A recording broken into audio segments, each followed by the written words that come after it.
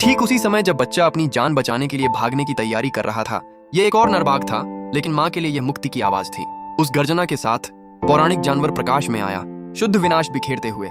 उसने हमलावर को एक मासूम बिल्ली के बच्चे जैसा बना दिया। उसकी आंखें प्रतिशोध की आग से जल रही थीं। पिता बहुत खतरनाक है। पिता बाघ क्रोधित था, अपनी पत्नी और बच्चे को घायल करने वाले अपराधी का सामना कर रहा था, लेकिन इसे कैसे रोका जा सकता था? अगले ही पल केवल पिता बाघ की आंखों में अधिकार झलक रहा था। उसका विशाल शरीर अचानक बिजली की तरह बल लगा रहा था।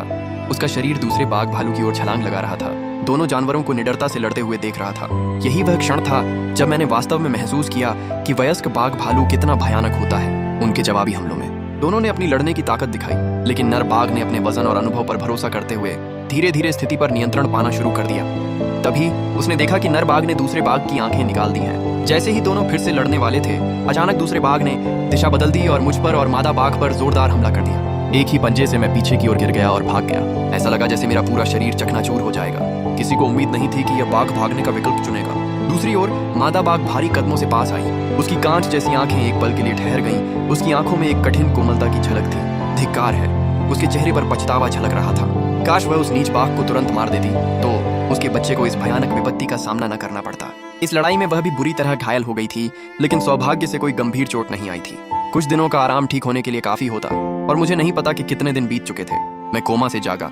मुझे बस इतना महसूस हुआ कि मेरा पूरा शरीर गर्म ऊर्जा से घिरा हुआ है। मेरे घाव भी तेजी से भर रहे थे, जो आंखों से दिखाई दे रहा था, लेकिन मेरी तुलना में बाघिन की हालत कहीं ज्यादा गंभीर थी। इतनी गंभीर चोट का सामना कर रहे जानवर के लिए ऐसा लग रहा था मानो वह सब कुछ भाग्य के भरोसे छोड़ रहा हो।